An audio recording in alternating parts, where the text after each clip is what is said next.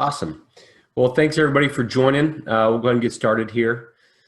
Got confirmation video sounds all looking good, and I think we're live on Facebook, so that's great. We just want to make sure that we're getting out in front of people, answering questions, giving everyone the opportunity to ask any questions that may be on your mind about the markets. So we kind of sent out an email looking for some questions, and we got some back. We'll kind of go through those. And then for anybody that's live, feel free to type a question in the chat. If you have anything that's kind of on your mind or just wanting to get some clarity on the markets. But Nora's going to start by kind of reading some of the questions, and then we'll go from there. All right, thanks, Sean. So yeah, I will read some questions that we received from people ahead of time. So specifically looking back at the month of September, we saw the markets hit quite a roller coaster that month. Media headlines saying that the NASDAQ hit its fourth largest daily point drop in history. Can you talk to us a little bit, Sean, about what this means for investors' portfolio, and maybe specifically talk about the world of big tech? We keep hearing correction territory. What does that really mean? Yeah, so kind of things that we've been talking about are really kind of starting to come to play. The election is going to create some volatility in the markets. And then coronavirus. We're still having spikes in cases kind of all over the place. And I think what we saw in September was some pessimistic news about whether or not we're going to get another round of stimulus. So the Congress has kind of been going back and forth about whether or not they're going to actually approve stimulus. Democrats want more money. Republicans kind of want less money. And it's kind of been a standstill. So I believe that the markets are kind of reacting negatively to a lot of that news, in addition to some of the rising cases that are happening across the United States. And then what we've seen here on Friday and even today, and this is October 5th, is kind of some optimism about another round of stimulus. We're starting to see the markets perform really well. Trump was originally diagnosed with coronavirus. It looks like his health is improving. Some analysts are saying that has something to do with the markets being up, but I really think it's more of optimism that there will be another round of stimulus. Some of the negative news about airlines laying people off, Walt Disney, cinemas going under.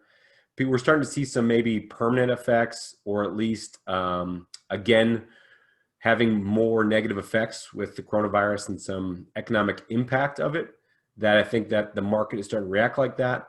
However, we're starting to believe that there'll be some stimulus, which may be why we're seeing a spike here in the last couple of days. And I guess how closely, Sean, should investors be tracking all the ups and downs of the market from a day-to-day basis? I mean, we hear about, obviously, with the election, the $2 trillion stimulus package, Trump recently tweeting, urging Congress to get it done. How closely should we investors monitoring these tweets, monitoring the day-to-day shifts, especially in our portfolios? Yeah, so ultimately, our portfolios are built for long-term, right? The portfolios are structured for this volatility, and trying to time it, get in and out based on the news is deadly to a portfolio. And so those are the kind of the things that we don't want to do. We want to make sure you're in a portfolio that matches your comfort for risk and ultimately stay disciplined along the way. And so it's always good to kind of know what's going on in the market and what's impacting it. But ultimately, long-term, the market has always been positive. And so that's always going to be our outlook. So it's important to stay tuned into what's going on, but to not to behave irrationally and emotionally just because of some headlines. We ultimately always have to remember that newspapers, media, they make money by selling, and what sells is scary stuff. And so we'll see a lot more scary stuff in the news than we see positive. That's just because it sells more. So stay aware, but know that your portfolio is built for times like these. It matches your comfort for risk so that you can stay disciplined through these volatile times. We're going to be putting out a presentation here in October, kind of talk about market and elections, which I know is one of the questions that we've been getting a lot. But we want to kind of show you that there's going to be a lot of noise about the markets and presidents and whether or not the incumbent stays in or we have a change in the party. But ultimately, it doesn't really matter. That's a spoiler alert. We want to stay invested through that process. Another hot topic, Sean, is the Fed and inflation. So with all the stimulus being pumped into the economy, we've heard a lot of talk about interest rates and inflation. Can you talk to us a little bit about that and then the relationship between inflation and the weakened dollar and how that will impact international markets moving forward? Yeah, so there's been a lot of talk of that. So with the government putting in trillions of dollars, we have increased the supply of dollars in the system. And what that will ultimately do will devalue the dollar, right? We have more dollars, but the currency remains the same. The value of all of the dollars together remains the same. So we'll start to see a weakening of the dollar, which is why we've seen gold do really well this year. Gold's up over 25% in 2020. That's just because we're seeing a weakening of the dollar. So as the Fed pushes more money into the economy, which is anticipated, which is why I believe we've seen the spike in the market the last couple days, we will continue to see the dollar weakening. What that does is internationally, it makes international more attractive. And the reason is because it's going to take more of our dollars, since they're now devalued, to buy international goods. So we'll have to spend more dollars to buy the same product. What that tends to do is put more dollars into international economies, and the international economies will kind of perform a little bit better due to that. So we've seen international this year, starting at kind of towards the end of March, when we started to come out of the coronavirus recession, tend to outperform and do a little bit better, especially than they have the last decade or so. So one of the things that we'll continue to watch is how international markets perform and react to all of the stimulus in the economy. And it's another great reason why you don't want all your eggs in one basket, or in this case, one country. So we do have our portfolios weighted globally for these kinds of instances. We want to hedge the dollar by being diversified across the globe. And Sean, you brought up gold, and we get a couple of questions, at least recently, about investors wanting to put more gold in their portfolios. Can you talk to us a little bit about more about gold, the benefits, and maybe things that we investors don't know or aren't aware about the costs associated with having gold in our portfolio? Yeah, so gold can be a dollar hedge, which is what we've seen this year. However, we're really more in line and in tune with people like Warren Buffett, Gene Fama, Kenneth French, Harry Markowitz, that say we don't necessarily want to invest in commodities. We'd rather invest in the free markets and equities. The reason is because the free markets, companies are creating value. So their valuations or their worth is boosted as they do research and development. They come up with new services, new goods that provide value. And so really their potential is uncapped. When it comes to commodities, right, we're only going to be able to buy whatever that piece of gold is worth, and that piece of gold is worth whatever someone else is willing to pay for it. And so gold does not go out and create more value. It doesn't come up with new technology. It just is gold. And so really when you buy a commodity, you're just hoping that someone wants it more in the future. So that's really kind of why we stay away from gold. Or just commodities in general. The other reason is there's a cost associated with investing in something like gold. So whether or not you're buying an exchange traded fund or a mutual fund or an actual piece of gold, that comes with some unforeseen costs. Some of which are storage, right? So if you buy a truckload of gold, you're gonna have to put it in your basement or pay somewhere to store it. Then you have to pay somewhere to secure it and insure it. And so whether or not you're buying an ETF, a mutual fund, or an actual truckload of gold, there are some unforeseen costs associated with that. Additionally, if you buy, say, a truckload of gold, you're gonna have to go out and find a buyer for it.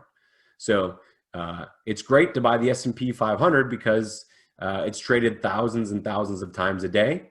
However, with a piece of gold, right, you're not gonna be able to go out and find 1,000 different people that are looking to buy and sell it. So there's some transaction costs associated with finding a buyer.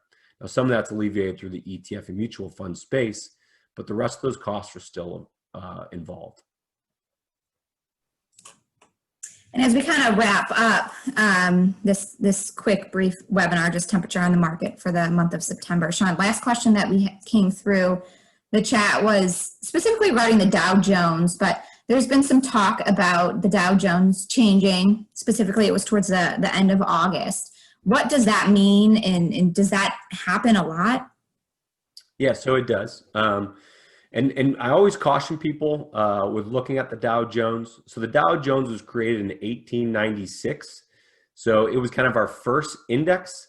And so it was originally, I believe, 10 stocks, and now it's up to 30 stocks. And those stocks tend to be kind of the largest, if you will, stocks. So it's got companies like Nike and Apple and Microsoft, Home Depot, Walmart, Walt Disney. And so those companies are in the Dow Jones, but it really is just a very small sliver of the economy. The Dow Jones changes often, often meaning every year or every couple of years, not on a monthly or daily basis. But that was kind of the first index, and that's why it's relevant. But it really does not give us the best pulse of the markets. And so what we typically recommend is to kind of follow the S&P 500 or even the Russell 3000. And so the S&P 500 is kind of the Fortune 500 companies of America, or kind of the 500 large US companies. So they may all be US companies, but they only derive about 71% of their income from the US. And the S&P 500 is going to give you a much better pulse of the markets up and down. Now, the S&P 500, many people don't know, goes through what we call a reconstitution every June, meaning in June, they kind of look back and say, hey, these were the 500 largest companies last year, but some companies may not be doing as well this year, and other companies may be doing better. So they go through a reconstitution, they sell off the low ones, buy some of the ones that are performing better, and they come up with a new S&P 500 for the year.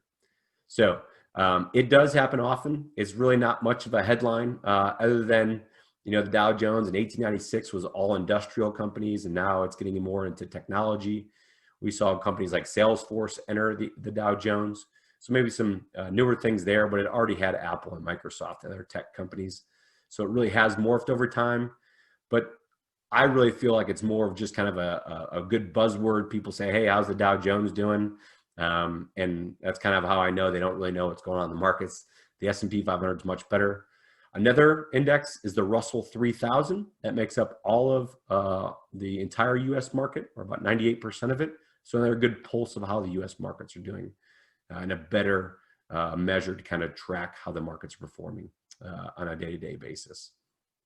So that's kind of the questions that we had received ahead of time. If anybody has any other questions, please feel free to write them in the chat. We'll make sure we get to them. But we really wanted to just kind of give people the opportunity to ask some questions, make sure we're getting out in front of you talking about the markets and how they're doing. So if you have anything else, please feel free to type it in the chat. We'll give it a minute, and then we'll wrap this up.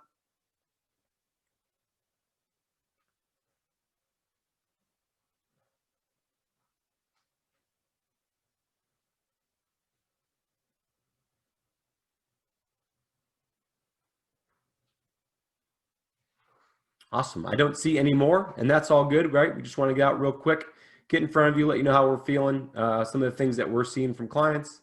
And if you have any questions, please feel free to reach out to us. Hope you have a great week.